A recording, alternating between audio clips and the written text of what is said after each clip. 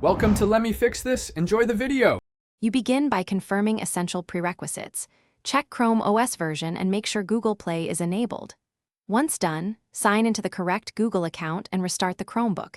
This clears transient faults. If Play Store still fails, remove and re-add your Google account in settings so permissions refresh.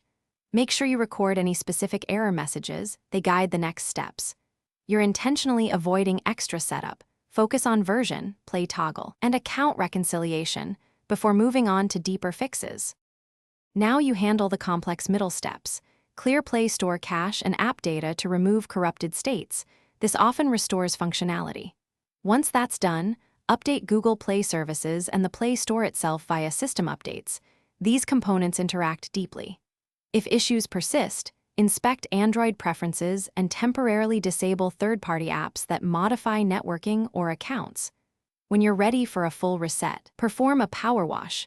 Backup Drive and Linux containers first, because this removes local Android app data and resets system settings. Finish by re-enabling the Play Store, signing in, and verifying you can browse and install apps. Once done, test in a guest session or new Chrome profile to determine whether the issue is system-wide or profile-specific. If errors persist, capture the exact error code and message.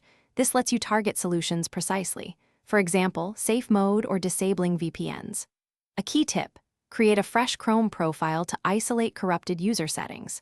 If that fixes it, migrate data selectively rather than restoring the broken profile. Thanks for watching. If you found this helpful, don't forget to like and subscribe.